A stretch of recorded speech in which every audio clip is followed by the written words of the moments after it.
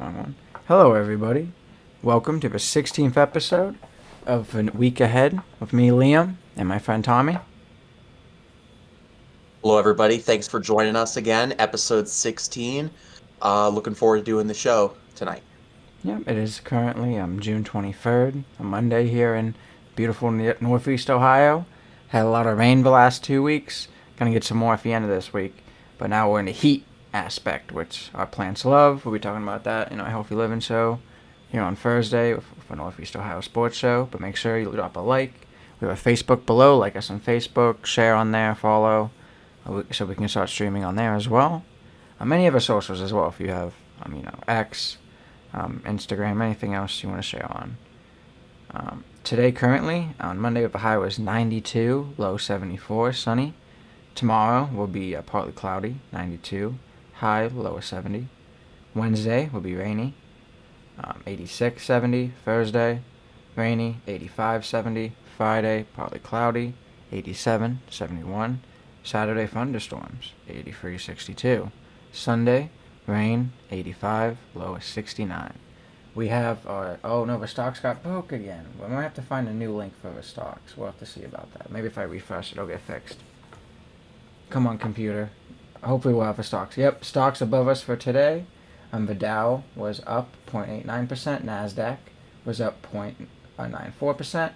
Russell 2000 actually, was up 1.11%. Good number. S&P 500 was up 0.96%. Low numbers. Tommy would be going over stocks for last week's, which was not in the green. Yeah, no. So just like a recap from last week, Dow was down 372 points. Nasdaq was down 3.5 points. S&P 500 was down 32.7 points. I switched my microphone, Liam, to my Blue Snowball as well. I was using my when we first started. I was using my webcam microphone. Okay. If that changes anything. No, you sound better now. Yeah, that's a good point. Okay. So stocks were down last week, and sounds like we got the stocks working again right now on our overlay. So Yeah, minuscule. I know me and Tommy. Be real quick. Tariffs are hitting everyone right now, but we're seeing a little bit jump in prices, especially in swatches. So be careful out there if you're buying them. Should have bought them before. But so I think that's some of it too. They're actually seeing these tariffs take effect. Some of these even Chinese tariffs are crazy. So we're gonna have to see what goes on with that. It's minuscule percents though. So hopefully, I don't know. For a while, we'd be in the negatives. Help out my 401k for when I'm older, so I can keep buying more. But it all depends on what you want. If you're about to retire, you want those in the red. So make your money.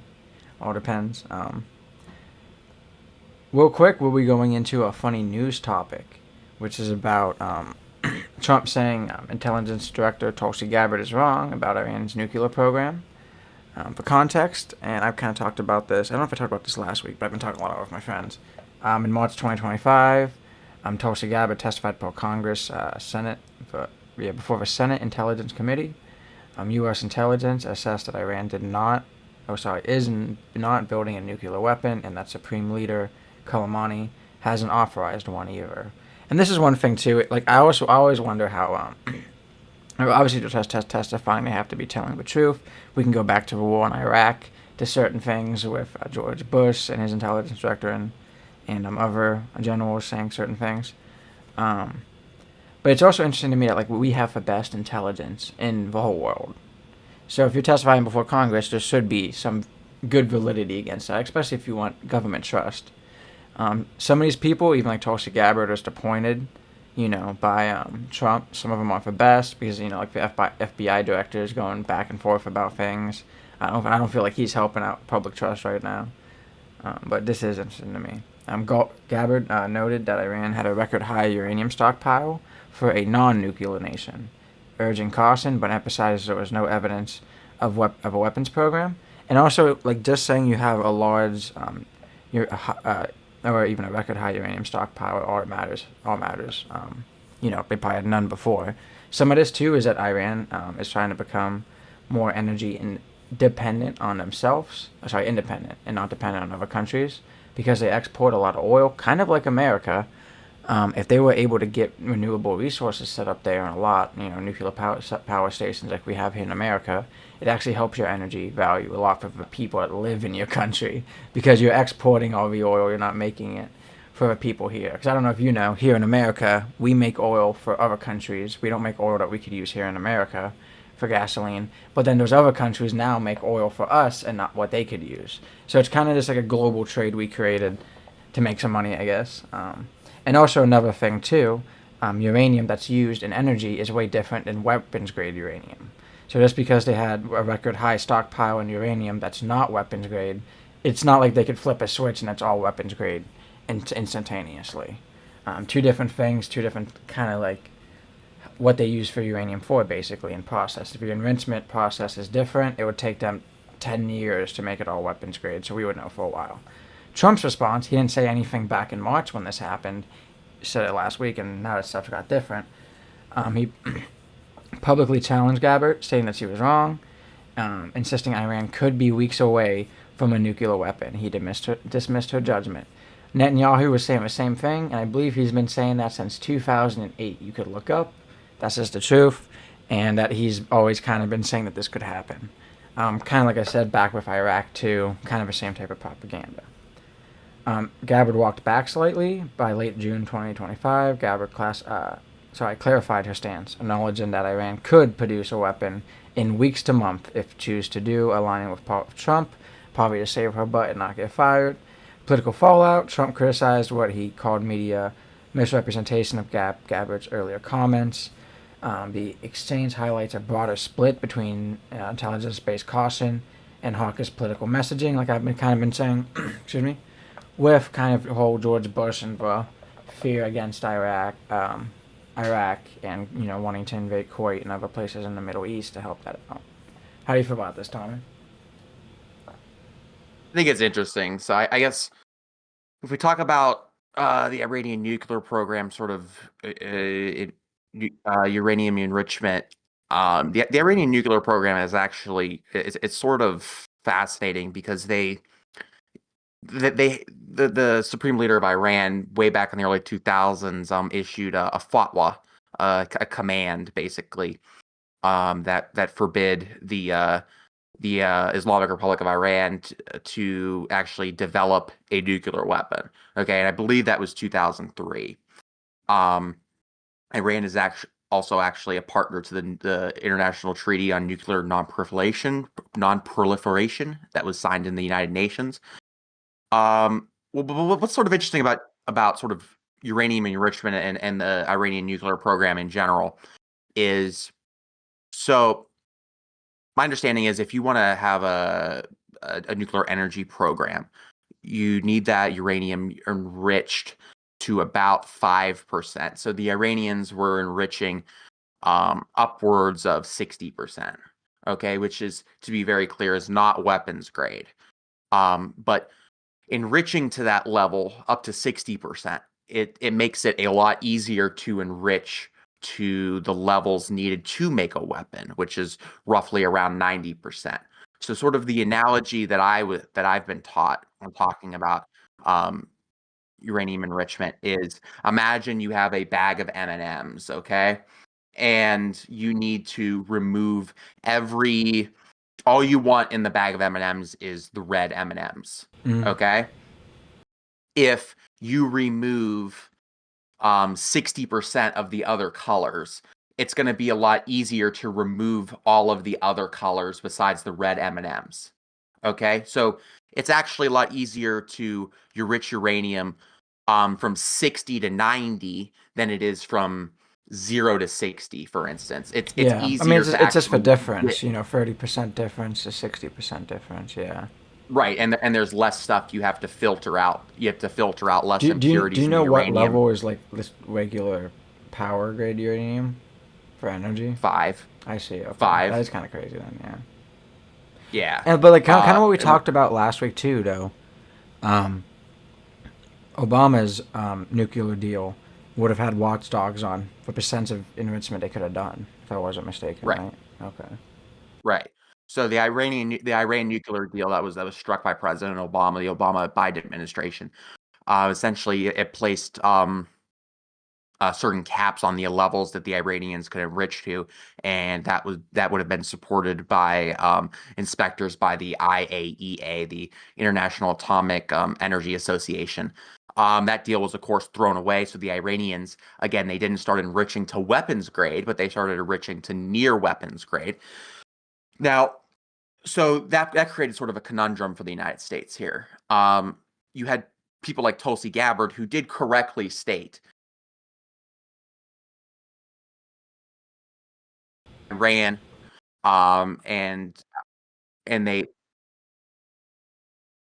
what was I cutting out? Um, so Iranians, Iran's enrichment program, it sort of puts the intelligence community of the United States in a very interesting position because Tulsi Gabbard is absolutely correct, which when she said previously that they're not building a nuclear weapon. You know that Hmm. fatwa from the early 2000s is still in place, but it is true that Iran was you're enriching to a level that would have allowed them to make a weapon, particularly a crude weapon, in anywhere from a couple weeks to a year, depending on who you ask. So Hmm. it's just sort of interesting to see how this has all been playing out.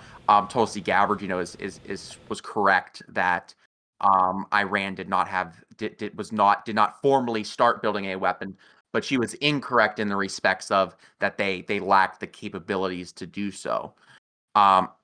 Why this news story is sort of in the funny topic is, Tulsi Gabbard, who by the way, Tulsi Gabbard, former representative, former Democratic representative from the state of Hawaii, who then switched parties to the Republicans. She's basically a political sellout.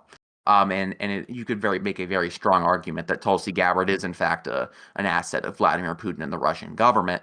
But why this news story is in the funny topic is just, Tulsi Gabbard was just saying the objective facts, which is this fatwa is still in place, and then you had Trump saying wrong, wrong, wrong, even though she works for the administration. It's certainly not a good place to be in when you're the director of national intelligence and your boss, the president of the United States, is just sort of just publicly calling you out on the steps of Air Force One. Agreed. And before we go to our next topic, which will be a national news topic one, kind of a little bit about this as well. Like I said before, make sure you drop a like, comment if any comments, feedback, share on any social medias, help us out there, watch our past episodes of Healthy Living, whatever, Northeast Ohio. Tommy, you can start going with our national one topic. Yeah, so this is just sort of a continuation on the what we were just talking about. If anyone who does not know, which I imagine everyone that is listening does know, on June 21st, the United States intervened in the Israel-Iran war. So on June 21st, President Trump announced the U.S. had successfully targeted and obliterated 3 of Iran's principal nuclear sites. They were destroyed by B-2 stealth bombers, who penetrated Iranian airspace and was able to destroy these sites without any U.S. casualties. The operation, called Operation Midnight Hammer, like I said, involved B-2 Spirit stealth bombers, Tomahawk cruise missiles, and the massive GBU-57 Moab, or bunker buster bombs. B2s Um, are the new ones too. yeah, those are some stealth aircraft. So Trump claims that the 3 strikes were just the 3 strikes destroyed their targets. It is very much unclear though, like what the current damage assessment is right now. Um, so Iran confirmed that the strikes were hit. And there is also sort of some debate right now is the current uranium enrichment, the uranium that has already been enriched. It's very unclear if that's been removed, if it was destroyed. That's also up in the air. Um, and then of course today the big news is that today Iran responded to the United States' attack by attacking U.S. military bases in Qatar. And luckily, there were no U.S. casualties. In fact, most, if not all, of the missiles were shot down by U.S. air defenses. And then apparently there's a ceasefire, but that is a ceasefire Oh, sorry, Tom, you cut out again. Israel, but that is really, really, really right now. Oh, I'm Hmm. cutting out. Yeah, Um, last 5 seconds, pretty much was okay. it. So let me restart. So of course today, Iran attacked U.S. bases in Qatar. There was no casualties, which is good, and also there was an apparent ceasefire that was entered in between the Iranians and the Israelis. So that is good. So And good to hear. I guess what is I guess what is sort of important to take about this topic is obviously, you have the the immense geopolitical action that the United States took, which was bombing these nuclear facilities in Iran. That is evident. But today, actually, Liam, as we were talking about a little bit earlier before the show, today actually might be a good day for foreign affairs. Hmm. Um, and it may not seem like it to people that really do not follow this stuff closely. But so the Iranians attacked three of our bases in Qatar. But the Iranians, what they did was they let us know and they let the Qatari government know as well that they were going to initiate this attack on the United States in response to our attack on their nuclear infrastructure over the weekend. And that allowed the United States to move personnel, move weapon systems, etc., in an effort to uh, minimize the actual impact of this Iranian attack.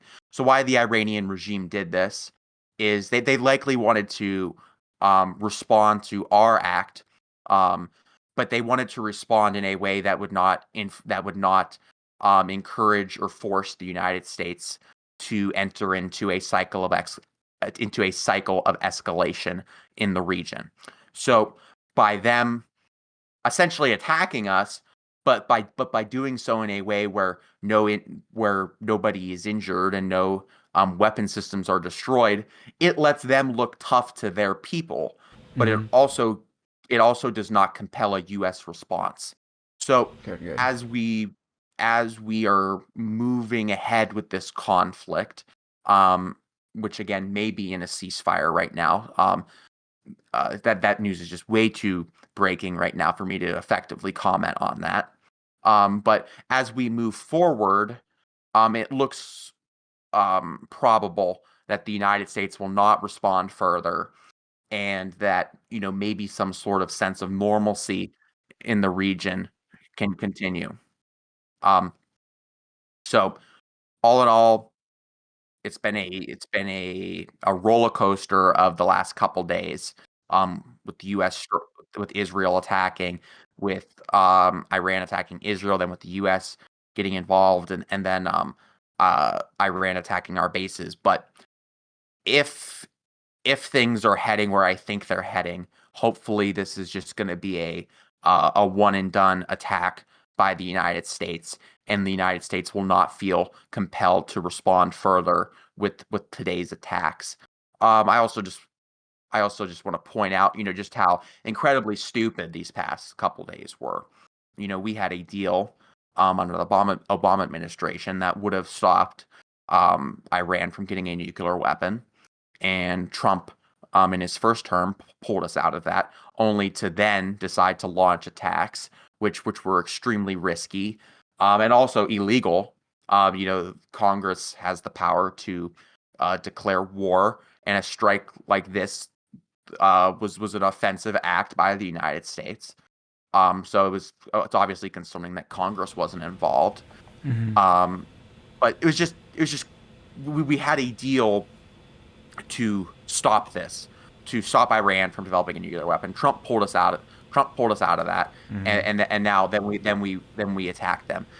So it just seemed like, in many respects, that Donald Trump, created this sort of created this problem. Yeah, I agree. Um, and it's just absolutely crazy. The only other thing I would like to say about this is, um, Iran is they have a lot of smart people in Iran. If you look at North Korea, okay, North Korea is a nuclear armed state, but they're significantly less advanced than Iran. They have some very, very, very smart people in Iran, and if you really wanted to eliminate Iran's ability to ever build a nuclear weapon. That would have to be done through that would have to be done diplomatically because Iran has the people, they have the scientists, they have the resources to actually develop a nuclear weapon. Hmm. Um, Now these strikes that we did, may have set them back how many years depending on the effectiveness of the strikes. We just simply don't know. But Yeah. the human infrastructure, the knowledge is going to be there. If the North Koreans can do it, the Hermit Kingdom, who is Hmm. completely cut off from the entire world and is a significantly less advanced nation than Iran, the Iranians can do it as well. So hopefully, um, diplomacy is able to work out. Yeah. We're able to, enter back into a state of normalcy in the Middle East. Things are able to sort of simmer down here, and hopefully cooler heads and those who are more in favor of a diplomatic solution, will ultimately have uh, their day. Agreed. And like me and Tom were talking about before the show, like Iran has decent capabilities because I mean they made the Iron Dome, which had like a great effectiveness of like over 90, if I was 95% for a long time. I over the weekend and last week had like 65% effectiveness, just because they sent so many missiles and they can do it at decent speeds now.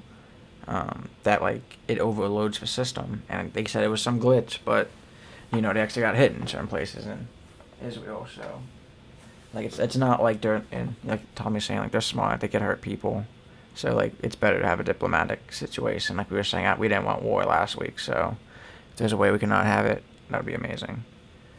Any other input on Absolutely. this, Tom Boy? No, no. I mean, I guess the only other thing I would like to reiterate is like it's just today was actually a fairly positive day in international diplomacy. Mm-hmm. Um, it may not seem like it, but um, we could have been very easily living in another world where where the Iranians launched a devastating attack on a military base in the Middle East that would compel the United States to respond. Luckily, that didn't happen. We have a clear path. We have a clear path to an exit ramp here. We'll just Mm-hmm. hope we take it. Agreed. And then our national topic two Yeah. is takeaways from the Supreme Court's historic decision on transgender care, which Tommy will be going over as well. Yep. So this week, like some weeks in the past, I'm covering the two national topics. So I have a lot to say about this. Um, so those who do not know, on June 18th, 2025, the United States Supreme Court, or a SCOTUS, if you're cool enough to call them that, SCOTUS, United States versus Skermetti was decided by SCOTUS. The court ruled 63 to uphold Tennessee's ban on hormone therapy and puberty blockers for transgender minors. Chief Justice John Roberts authored the majority opinion, determined that the ban does not violate the Equal Protection Clause. He argued that such medical regulations should be left to legislatures, not courts. The courts applied rational basis review, which I'll talk about. You had some concurring opinions. Thomas, Gorsuch, Kavanaugh, Barrett, and Alito joined the opinion. Alito sided parts. Barrett, in a concurrence, clarified that transgender individuals aren't a protected class akin to race or sex. So very, very bad decision. Supreme Court. Dissenting views. I'll talk about a little later.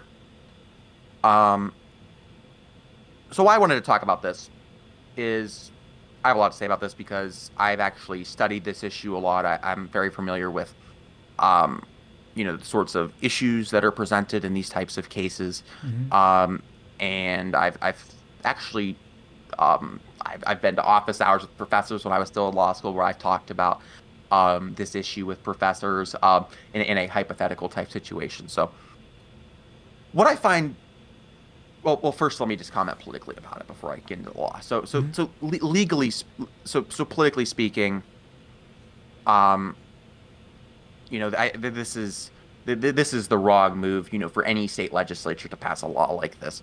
We live in a country where people, are supposed to be endowed with certain inalienable rights. including, inalienable meaning, rights that cannot be taken away. Hmm. Inalienable rights, I would certainly think of, as the right to, receive medical care, including gender affirming care. I would certainly include that in the inalienable rights. Um, Yep. so, so bad move for legislatures to pass laws like this. These laws are also incredibly harmful. You have major medical associations. They endorse gender affirming care for youth. They argue that bans that these sorts of bans, they're actually incredibly harmful for minors. They're also incredibly unfair in many respects as Hmm. well, because you have wealthy individuals who will be able to travel out of state to get this sorts of care, Hmm. and those who are less fortunate will not be able to do so. Sort of like when you sort of the sort of landscape that we're having right now when it comes to abortion in the United States. You have certain states where it's legal, certain states it's illegal, and those who have the means to travel to a legal state, will obviously, be able to do so, and will be at a distinct advantage over the poor who cannot do so. And I So think it's interesting, like you have terrible. here, real quick, Tommy. They say they endorse it because of its mental health benefits. Because I think a Right. lot of people on the right don't realize, because like they're so against mental health and they just throw it to other people they don't agree with, that these people are just not mentally well. But the truth is that like they won't be mentally well if they can't live their true lives. So let them live their true Exactly. lives. If I was a man and I was even 14 and had low testosterone, but I wanted to play football, I bet there's ways to make me get testosterone. Gender affirming care is just gender from the sex that I agree with. It doesn't matter personally that it was, the sex that I was assigned to at birth for other people. And one thing I always say, and I always tell Tommy, it's interesting because I always tell people on the right too, that they would consider George Washington like a dragster because of what they did and like their ways back in the day. If he was wearing a pink suit and a wig, people wouldn't really see that as normal, even in modern society. It didn't matter if it was they were trying to be European. Even you can go back to Greek and Roman societies of not always men being masculine, sometimes being more feminine. So I don't feel like they don't understand a lot of it, and it's not really fair to be like, oh, it's mental health, when even like the mental health people are saying let them have a gender affirming care because it's better for their mental health. These Right. people don't understand mental health, so it's kind of a hard thing to even talk with them about. But you can go on. I just wanted to give my input on that real quick. No, no, I completely agree with you. Gender affirming care. Well, Oh, you're cutting out, Tommy. 1 second. let's just say, This is a bad am I one. good? Yeah, you're good now. Okay. So let's start off with this. So first off, a lot of people don't even understand what gender affirming care is. Like Viagra is gender affirming care. There are plenty of other things that are gender affirming care Hmm. besides puberty blockers, I would like pills, hair injections, implants, etc. fake boobs, Hair fake butts. implants. Guys get Exactly. fake schlongs, like any of that stuff. And a lot of people on the right, they love women with fake boobs, and it's just like guys, they like you're saying they don't get it. It's crazy. Right. They don't get it. So, and it's also like, as you were talking about, it's also an important treatment for people that need these sorts of treatments so that they can live their true lives. Yeah, So there's a lot of men even when they're like 30, 40, take tea. When they're 50, take tea. To me, I don't right. I have to do more research on that. So that's something that we need. Okay, maybe. But personally, if that's nature, let nature take its course. You know what I mean? I don't know. So now that we sort of talked about sort of just like, I'm against these sorts of laws. I'm against sort of these sorts of restrictions on people's fundamental inalienable rights. But what I really wanted to talk about was sort of the legal sort of issues that are just that are brought up in a case like this. So, um, let's try to think. I'm trying to think of the right way to describe this. So, this case, we'll start talking about United States versus Caroline Products. Hmm. So, United States versus Caroline Products was a landmark Supreme Court case in the late 30s, early 40s, which was a landmark case, which really sort of signaled the end of the Lochner era of the United States Supreme Court, which was an era where they were very, very hands off, and this case sort of signaled the start of the modern era of the United States Supreme Court. Certainly signaled the era of the activist court, and I say activist court positively, of the 1950s and 60s, and yeah. So with a case like this, that was a case about processed milk, like sort of fake milk, and there was a government, regulation about, you can't sell this sort of milk as milk. They passed a law. Congress passed a law saying, hey, you can't sell this stuff. It's bad for people. It's not really milk. You're scamming people. Mm-hmm. So the court let that law go through in the late 30s, early 40s, because it was just about an economic activity. It was just about the selling of a product. It did not involve some sort of suspect classification. It didn't involve some sort of classification. Like them based to on make a something, big decision on, right? Like, statute and stuff. Right. It was it regulated economic activity. It didn't regulate people based on their race, their sex, sort of based on things based on identity. Yeah. So in this court case, there's this famous footnote, and this is probably one of my favorite, is my favorite footnote all of constitutional law. It's called footnote 4 of the United States versus Caroline Products. And in footnote 4, one of the justices says, hey, listen, we as justices of the United States Supreme Court, we're going to let this economic regulation go through. And the reason why we are going to let this economic regulation go through is these moneyed interests, these business interests, they have the political power. They have the political power and the ability to, lobby Congress, lobby their legislatures that, hey, we want to be able to sell our stuff again. They have the power to do so.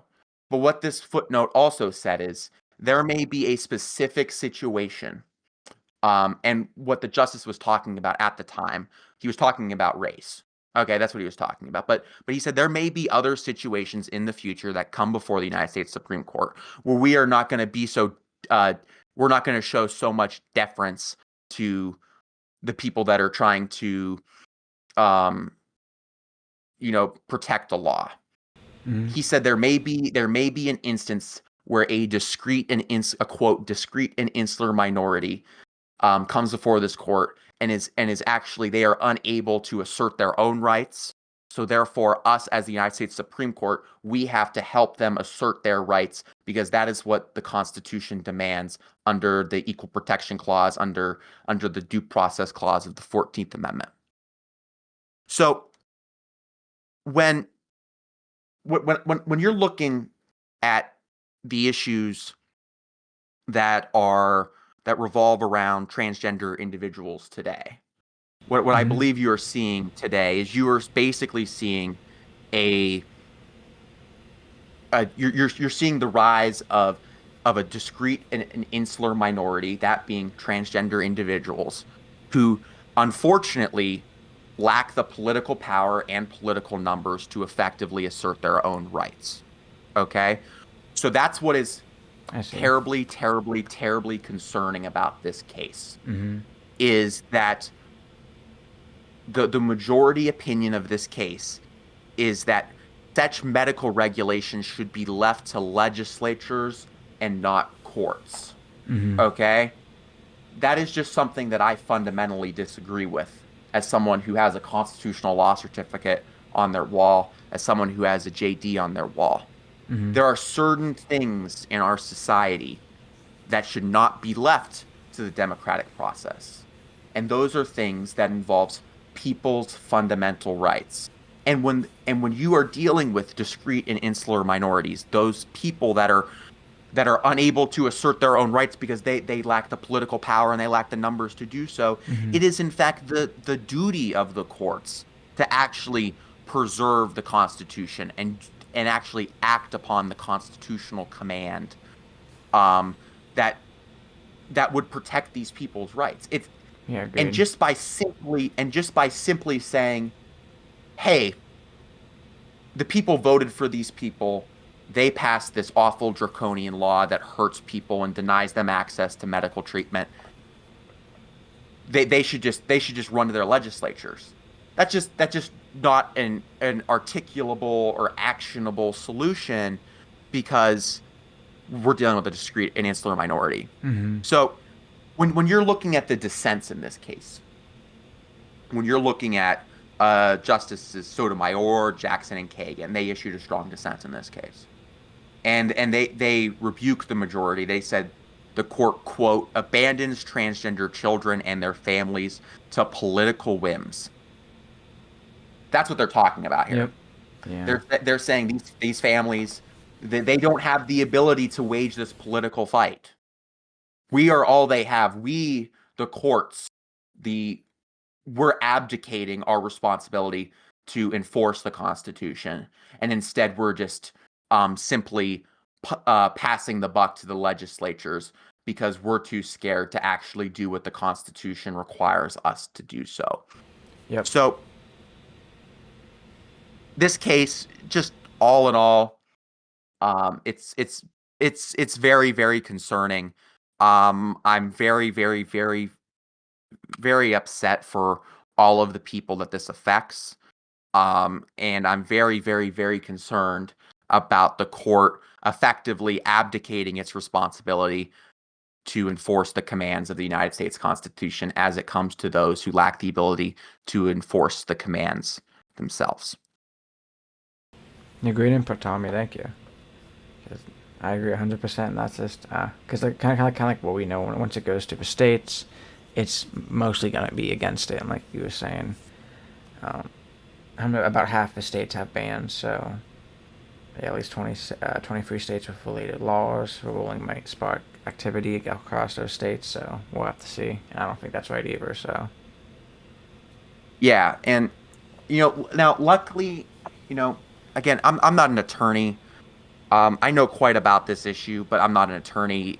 This is not legal advice. This is just me commenting on established Supreme Court case law. mhm. But this was an equal protection clause case. There is probably a path forward for them to bring a fundamental due process claim, Okay. which which I actually think is a stronger claim than an equal protection clause claim. Just in my non-lawyer opinion. Um, so this issue may come back, and if we get better justice on the United States Supreme Court, there is an avenue under a different legal theory to get the same solution that would protect transgender minors and individuals. But not looking good. All right, you ready to go to our next topic? And even before we do that, I just wanted to say, like, that's awesome. I really appreciate all your input. You gave a lot of good input there. I like that we got like a local show like this. There's not many shows, even around locally, that have like that many good people on it, like with JD, and they could give input about, especially stuff about the news, but specific law, and like healthy living. We got Trevor with Who's in RN, so make sure you watch our shows. We got guys that really know their stuff, so I really appreciate them helping me Well, do all these you, shows. well, Liam, you found the one guy in this county who is 26 years old and who is up at 2 in the morning thinking about the equal protection clause. So True, and that's good. We'll go to our local now, and make sure you drop a like on YouTube as well. That helps us with like the algorithm and help us get more people to see us. Was about Senator Bernie Moreno, a Republican from Ohio who spread falsehoods to link Minnesota shooter to Democrats. The incident sparked misinformation immediately. Like I saw it on Facebook and people were talking about it. After the June 14th shootings targeting Minnesota Democrats, misinformation spread rapidly online, including from members of Congress. Senator Moreno's false claims that the shooter, Vance, Boltier, was a Democrat Antifa radical. In a widely shared post on X, formerly Twitter, he accused Democrats of fueling their own violence and linked attack to left-wing extremism with no factual bias. The truth about the shooter, and anyone could look this up, he was a pro-Trump Republican with far-right views and a personal hit list around 70 Democrats. I know people like that hate the government, but like, you're not gonna like just target one side of the government unless you are on the other side of the government, and that's just truthful. You know what I mean? Investigators found no ties to Antifa or any left-wing movement, contradicting his claims entirely. But that's some of the problems too, since Elon controls tech billionaire Elon Musk even reposted it. But now that he owns X, he could stop, the fact checkers from being on there. I think they're called community notes now, so people on the right don't get triggered by the word fact. That kind of hurts them, and I get it. I don't get it, but if I was on the right, maybe. So that really sucks. When you amplify it by people like Elon Musk, that's scary, and you can't spread that type of misinformation. And I love that even Elon's own AI will contradict him because it knows facts better than him.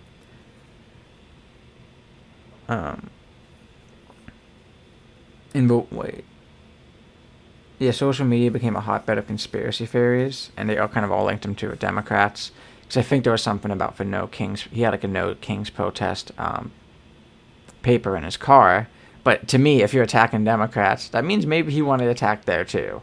If he was that crazy that he was going to shoot lawmakers in front of their own kids, shoot their dogs and stuff, and shoot, women protecting their children, that's disgusting to me. So I don't think that he was gonna try to go there and be a Democrat. He's probably going to try to hurt people, and especially after the investigation that the police do on the ground, once they know and raid his house and find his computer, phone, and everything, I'd believe them more than anyone else on social media. Senator Mike Lee is a Republican from Utah, reportedly pushed claims the suspect was a Marxist or left-wing extremist. Because we'll see that people on the right like to call communism socialism. They kind of think it's the same thing, and they kind of don't even know what it is anyway. But they kind of used it for Biden, and I always tell people on the right, where was the socialism and communism during Biden? I would like to know. His post gained backlash and calls for resignation, though he later deleted them, kind of showing that he was in the wrong. I always say that if someone deletes something on me online, they feel like there was a need to. You wouldn't do that anyway. I don't go back to my old posts and delete them just because they're old and I like to. Even as evidence strongly contradicted his narrative. Senator Bernie Moreno's involvement. He was suggested that the attacker was a far-left extremist, like we talked about, aligning with a broader false narrative. We talked about, it was echoed by high-pitched voices all over Twitter, which isn't good. And even, like I was talking about before, Elon amplified claims from Lee as well, as also labeling the shooter left-wing and blaming the left. Kind of on Twitter, and since Elon owns it and has so many people following him, and people like me, I don't even have Twitter or X anymore after Elon bought it. His followers kind of play a major role in spreading these falsehoods because they all just repost him like sheep because they think he's cool and based is the proper word, but being based isn't cool. I'm just gonna say that now, but they think it's cool. So you be cringe, you be based. A lot of it is and you see this with a lot of adults.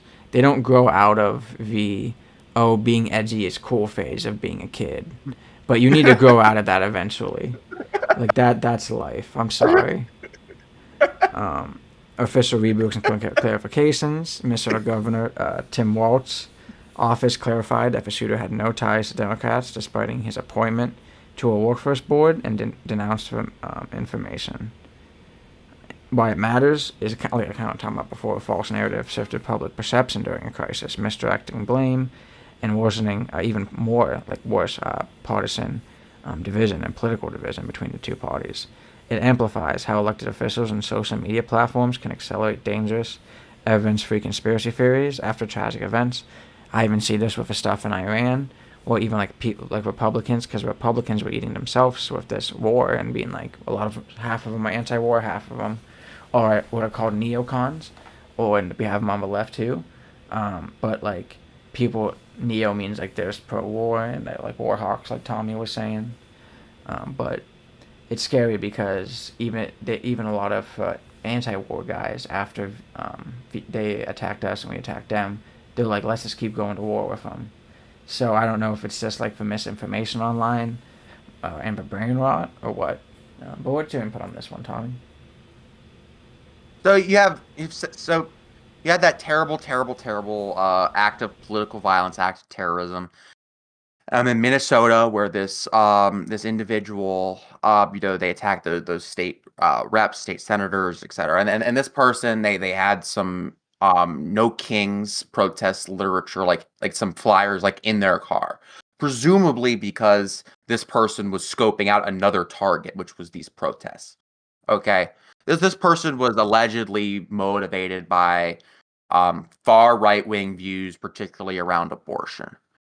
But our senator Bernie Moreno, he takes out of context the fact that this terrorist had no King's protests stuff adverts in his car. So he's like, he must have been a liberal. He had the flyers in his car.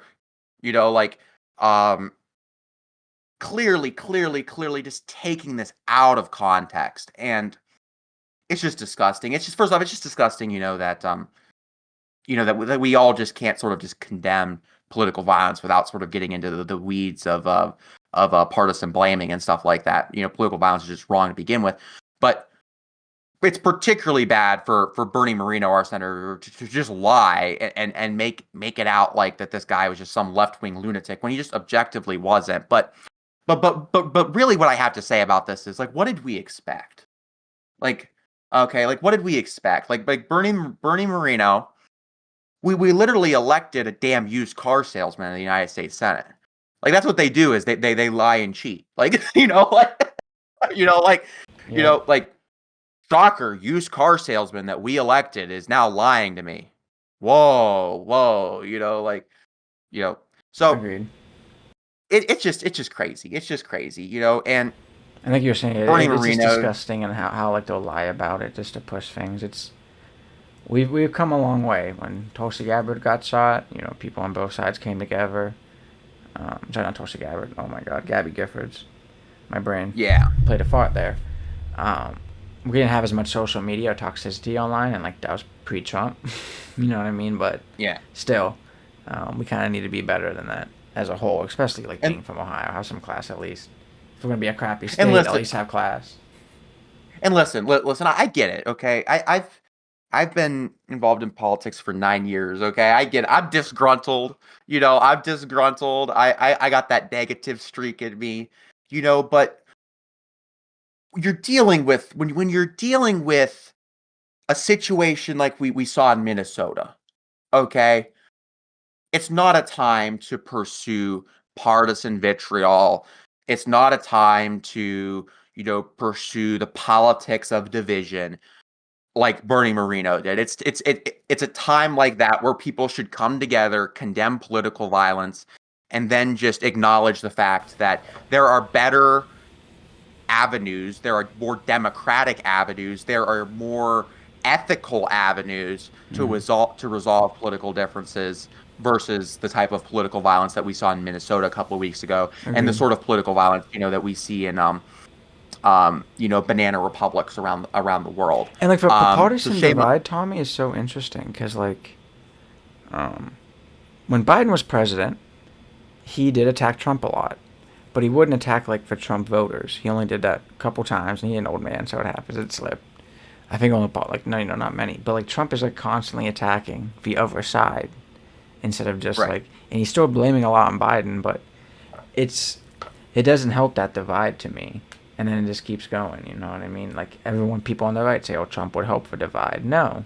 Biden said when he got when he was running for president, that he would help with that. And he wasn't better, but, like, he was. And he talked about people on the other side in his speeches and how he'll help them and work for them, too. Trump ain't like that. So that's not going to help this political division for the next 4 years while Trump's a president.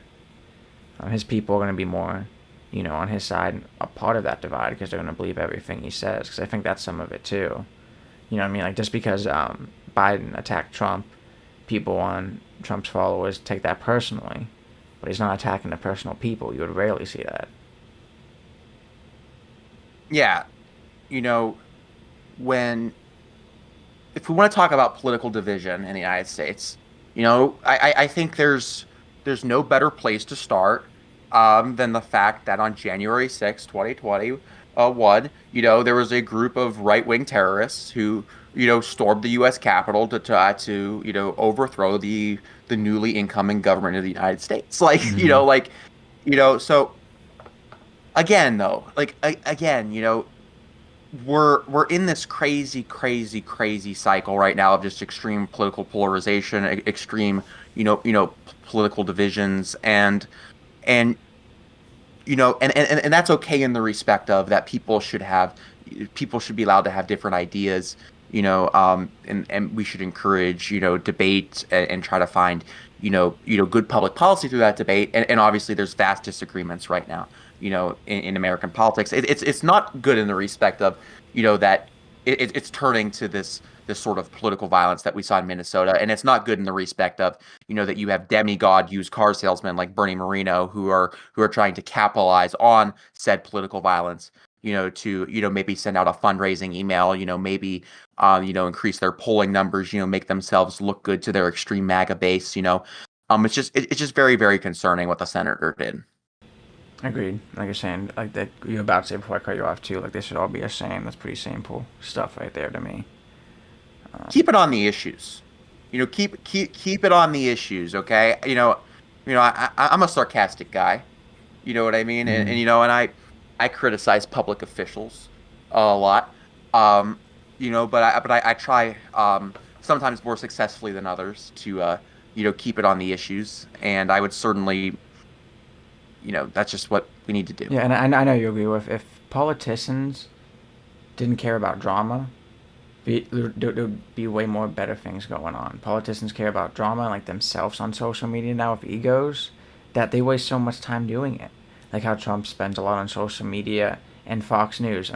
Golfing. Imagine if he was actually being the president, how much things would get better. There's a lot of people like Yeah. this too. It's not just like um, presidents too. Like anyone in their power, you have to actually like do it. Focus on the issues, don't care about BS. We're seeing that with Texas, with limiting THC and hemp products. They're trying to make hemp illegal again after they made it legal. And it's like, can you just actually focus on issues that people are having? We're going to go Yeah. into a local news topic too, going a little bit late, but that's all right. It's about the Ohio GOP attacks for voters. They're kind of fighting themselves right now with marijuana legislation, and then they're also proposing a near total abortion ban. House Bill 480, introduced by Rep. Jenna Powell. She's a Republican out of Arcanum. Have no idea where that's at. Probably got like I know 20,000 it's in people. Ohio. It's Ohio. It's Yeah. somewhere in Ohio. Aims to ban nearly all abortions. It would allow civil lawsuits against individuals who aid or abet abortions, including paying for one via insurance. So no insurance companies can get permit abortions only to prevent the death of a pregnant person with a very narrow medical defense, which is scary. It should be a very wide medical defense, especially when in Ohio, around here, anywhere, you're going to have religious institutions, religious hospitals.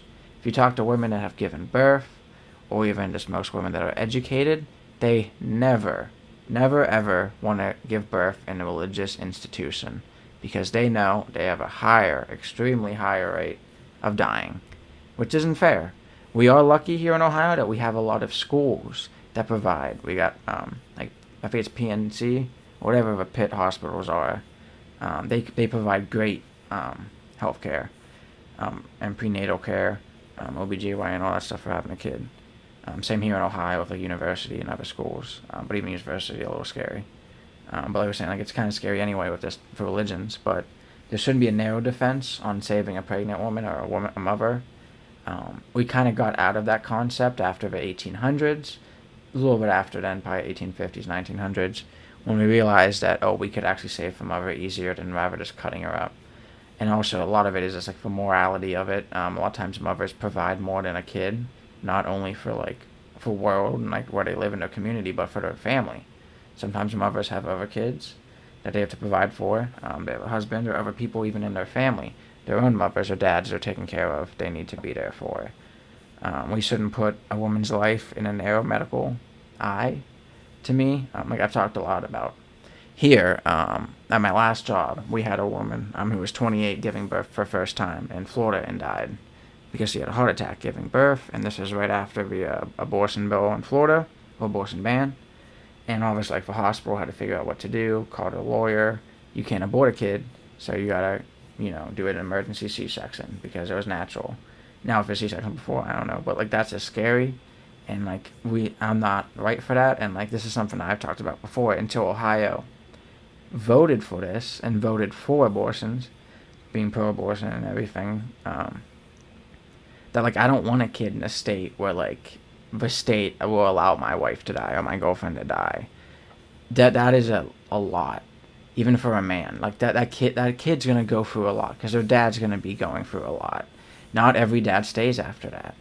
Like look into that. It's not a very positive thing. So we kind of really have to be, pro-abortion, pro-choice for these women, and just I don't know. We voted for it, and they're attacking it. Once again, instead of actually focusing on the issues here in Ohio that we have, sex trafficking, drugs, all these issues, economic issues, they're trying to pass a law. And I think I'm probably going to ask Gerard at the next city council meeting and be like, hey, if they actually like try to put this on the ballot of no income tax, what are you guys going to do? Because, I mean, it's something that you need to be talking about now if it actually goes through, because that's something that you don't want to be doing when it's time to actually do it. Have a good plan so you're not screwing your people. But even then, like, that shouldn't be going through either. But that kind of shows, like, what's everything going on. But I think that's a petition. Opposition from reproductive rights groups. The NARAL, Pro-Choice Ohio, warns that the bill would disproportionately impact marginalized communities, including Black, Brown, and LGBTQ individuals. A lot of this is because marginalized communities get worse health care. Sometimes it's like just the system and like how the community is. There's not hospitals around there.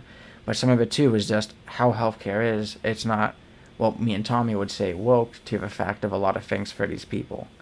You still have a lot of people in the healthcare field that were taught some wrong things about race and certain races and communities, which isn't really right. They should be educated on that. If you're in a professional field, lawyer, engineer, healthcare, continuing education is very important. If you're an engineer and 20 years from now, you're still acting like it was 20 years ago, you're going to be far behind in any field, especially with AI coming out. So is your pro bono work, but that doesn't always go down either. Yeah, true. Some of these people. And Planned Parenthood advocates for Ohio criticized the bill as dangerous overreach into personal medical decisions, which I agree to. Like I'm saying, we agreed morally a while ago that the mother was right to save, and I agree with that every single time. Personally, a lot of crazy stuff happens in life, so that's all I say about everyone. How I think about this too is like even before, like if you're gonna start charging like what happened in Trumbull County, with a one who had a miscarriage, and state was gonna charge her. A lot of us probably wouldn't be here if our mothers got charged for having a miscarriage. And I want you to think about that. Like, a lot of women have miscarriages, and it's normally first couple kids. Like, it's not really, sometimes they have it in the middle. It all depends. But, like, I know personally, like, if that happens, it's just too scary. You know what I mean? It's affecting people's lives. If a woman gets jailed for having a miscarriage, and that's her first kid, she's probably not going to have kids or not have kids for a while. And that's why I'm saying how, like, it could affect all of us. Like, we don't really think about that. The legal landscape, despite the 2023 constitutional amendment ensuring abortion rights, legal battles persist, which we voted for. The Ohio Supreme Court is reviewing appeals related to the state's heartbeat bill. Challenges continue against laws imposing waiting periods and restrictions on telehealth medication abortions. And the bill supporters say that the current constitutional amendment that enshrined reproductive rights into the Ohio Constitution should be treated as null and void because, as they claim, it violates the Equal Protection Clause of the 14th Amendment by denying preborn persons the right to live. Personally, like Tommy's saying, on his head, that is bullshit because they should have never put it on the ballot if it was against the amendment. I would literally tell everyone that supports that and say that to resign. Literally resign. You don't know what you're talking about. You don't know what you're doing. If you really think that and you put it on the ballot anyway and you're okay with it being on the ballot, not saying anything about it then, just resign. Like, you can't bring up BS in the future. So when I was in law school, there was a joke I had. And when I was just having a bad day, like I didn't want to learn about this subject or this legal concept, I'd go around and I was like, man, I'm gonna drop out and become a roofer. Like I'm gonna go put tiles on roofs. Yep. And the sentence, bill supporters say the current constitutional amendment that enshrines reproductive rights in the Ohio Constitution should be treated as null and void because they claim it violates the Equal Protection Clause of the 14th Amendment by denying preborn persons the right to life. Like, reading that sentence makes me want to become a roofer. Like, that is so stupid. Yeah, I'm done. Okay. Like think about this, right? People on the right that think just because people in the LGBT should have rights and be shown like that, like because they get attacked more than other people and all this other stuff. Like, there's people on the right that think like eventually it will be illegal to be straight. So let's use it with this. Let's use extreme with this. Preborn persons for right to life. If I was an extremist and off my meds, I would be like, well, now there's, they could say that jerking off is illegal. In a dystopian society, in another multiverse, Orwellian society or whatever, they would be making sure you're not jerking off by, using heat signatures in your house and an extreme police state on your phone. That's not really right.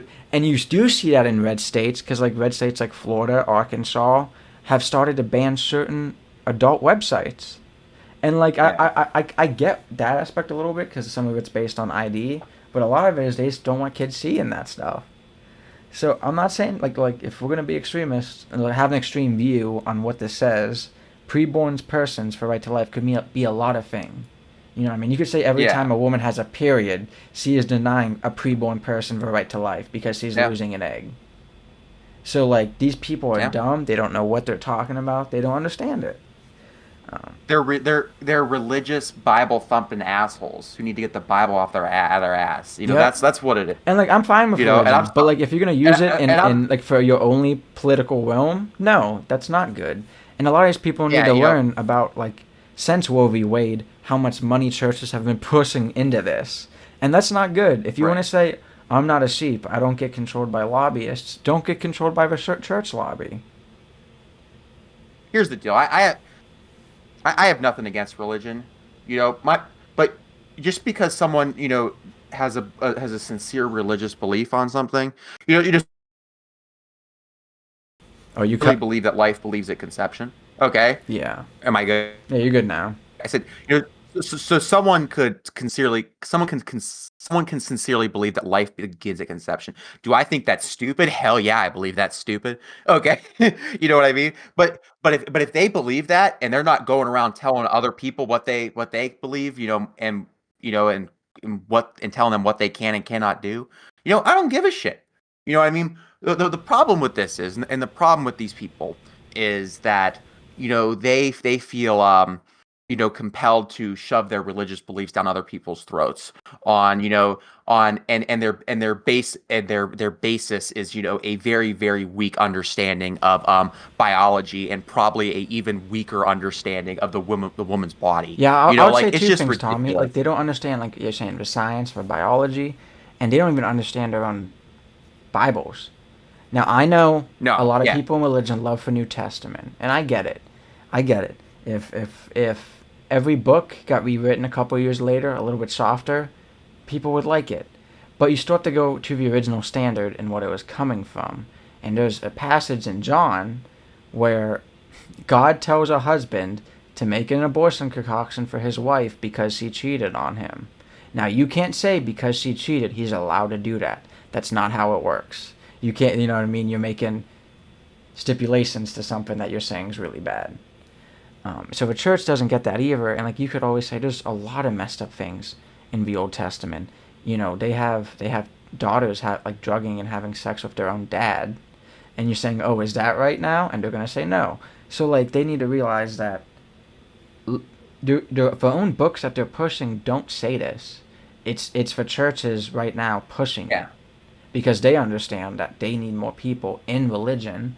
Religion pushes, and I'm sorry, this is true. Younger people earlier to have kids, to be in that like religious family and society, and it kind of pushes like for traditional. Depends if you're fundamentalist or not.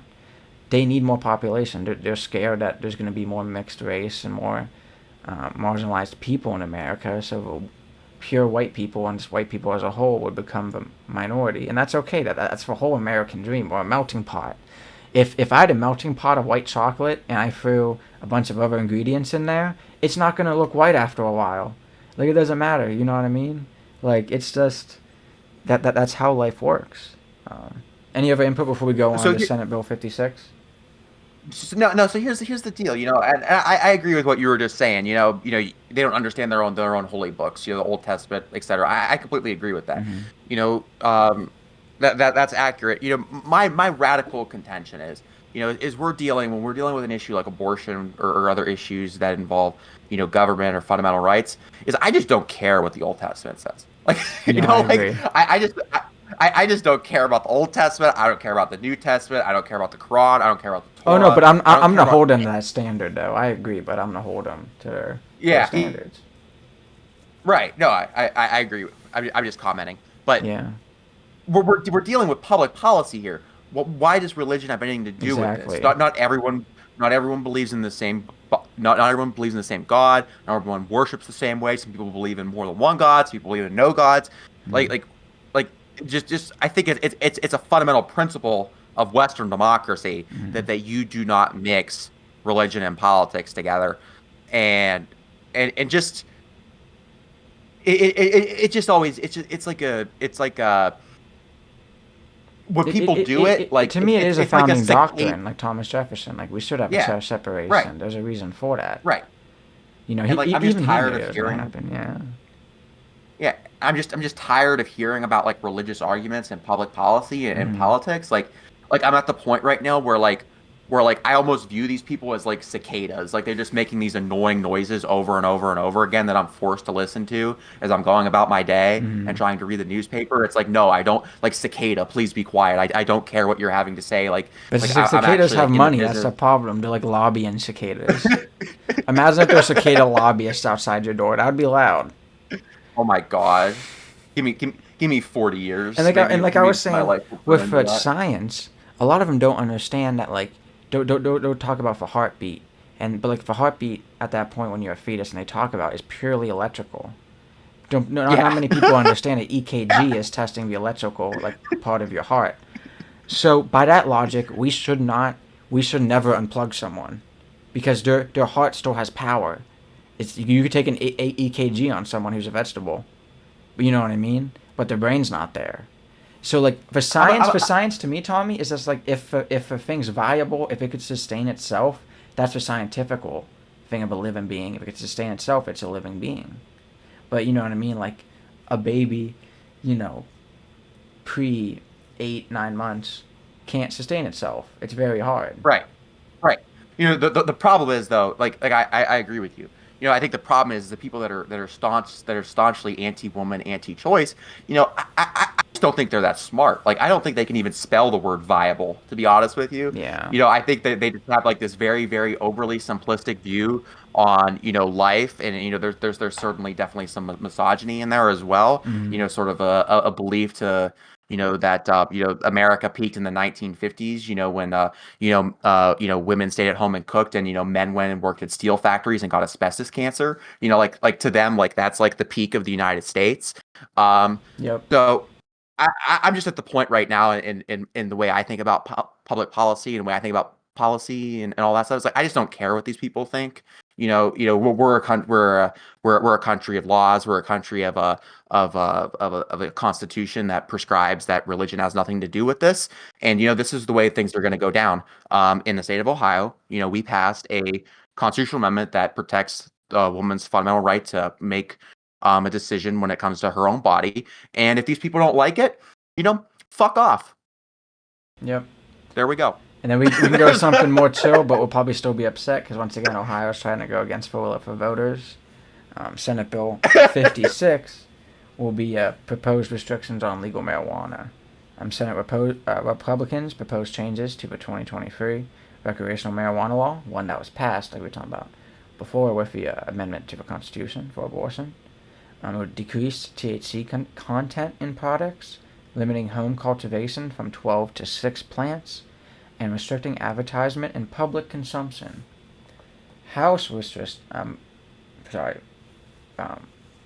Resistance in the House was House Speaker Jason Stevens, Republican from Kitts Hill, and Rep. Jamie Callender, Republican from Concord, opposed the proposed changes, arguing they undermine the will of the voters and could harm the industry. The internal GOP conflict is Senator President Matt Huffman, Republican from Lima, and Senator Stevens are at odds over the proposed restrictions, reflecting broader tensions within the Republican Party, even in the State House. Impact on the implementation. Disagreements have delayed the rollout of marijuana sales, with dispensaries and users expressing frustrations over the lack of clarity and consistency in policy, which I agree with too. This is something that, like me and Tommy talked about before, they just keep trying to do in different stuff. We voted on percents, how many plants, and all this stuff, so I don't feel like it's fair.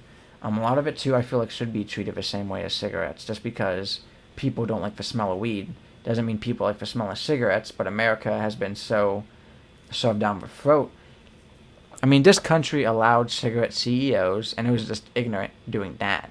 You should have known that the people at that congressional hearing were paid off when they allowed CEOs for tobacco companies to testify and lie in front of them. They should have been smarter and let the scientists talk, so it shows that maybe that they were paid off. But the fact that they testified and said that, smoking doesn't cause cancer. So, like, it's been stuffed down our throat. Americans smoke a lot. It gets pushed on the kids. The kids smoke. This helps with a lot of things. I don't think, personally, public consumption is a big deal. I think, like, a business, 100% have a sign outside, no smoking in front of my business. That's allowed. You're allowed to do that with cigarettes. Healthcare facilities, schools, certain zoning restrictions, I agree with. But, like, certain other areas, I don't. Like, if I'm just walking down the street, if it doesn't matter. If, like, there's certain hookahs that will come up eventually. I don't know, smoking places. There's places like that in D.C. and other states. It helps business, like they're saying, And I think it's interesting, too, the mayor for Girard, Zuppa, was talking about how there's just a lot of lobbyists for marijuana coming into Ohio and talking with them. He was in Dublin last week for some mayor's conference, and they were all over there. So I definitely find it to be interesting, and that, like, it's good for our health, but then also, like, our communities need to welcome them more, so then Ohio gets some of that money. Like, Ohio is a major drug, this trafficking and consumption state. So I don't know how we're not making any of that money. We could let it be illegal and in the black market. We're just big into trafficking in general in Ohio, like all kinds. Yeah. It's very sad. Because of a turnpike and how it can come from Canada to New York to Chicago, one of the most trafficked states that are for that. Any other input on this one, Tommy? No, I mean, I'm just happy, 2023 Ohio voters approved issue 2, approving recreational marijuana throughout the state of Ohio. It passed, I believe, don't quote me if I'm wrong, but I think it was 57% yes. I think that's the number. Maybe 58. 57, yeah, 57, 58, around there. Yeah. And essentially, this is a decided issue, and the legislature, again, they're just unwilling to accept the fact that this is a decided issue. The voters voted on this. They did in fact understand, what they were reading. They understand what they wanted, and the Ohio Republican Party and the General Assembly, they're just unable to accept the fact that they lost these 2 issues in 2023. They lost they lost on issue 1, pro-choice, and they lost on issue 2, recreational marijuana. and they're just trying to subvert the will of the people. Keep in mind that these people already have an incredible amount of political power. You know, Mm-hmm. they're the governors are Republican. They have supermajorities in the state Senate and the General Assembly.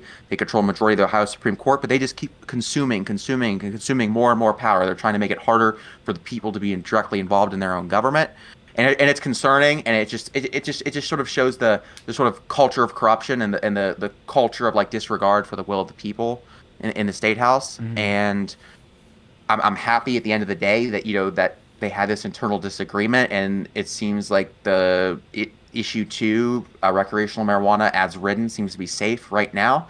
But that's just because of infighting. That's not because of any respect that the Ohio Republicans have for the people. So Yeah, um, agreed. I'm And happy they it's need to staying the way it focus is. more on But things that we need to work on. If the people pass something, let it be. Because, like, kind of like we were talking about before, if they pass abortion, and, well, they already did, but, like, because of cancellation of Roe v. Wade, but, like, transgender issues, too, you will see that they won't keep going after things like that or changing things. You know what I mean? If people vote and they're fine with it, they're going to be fine with it. But if people vote and they're not fine with it, they're going to waste their people's time. So let's just vote them out. Like after the Larry Householder stuff, after doing this for abortion and marijuana now, vote him out. If you have a tailbone, you're a Republican. It doesn't matter. Vote him out. Who cares? Let's go back to old Ohio where like we vote on people that will actually help us. Because if not, we're gonna keep having this issue, and it's just gonna be dumb. And like we haven't always done that, but it doesn't matter if they're Democrat or Republican. Just vote on people that will help us. And right now, these Republicans 100% are not helping us. And I always tell people it's been a long time since we had like I don't think even like we were talking about before when we had a Democratic governor, he had a Democratic state house. So it's not like we've always had Democrats in Ohio. We just have them in certain areas. So like let's well, try to fix that.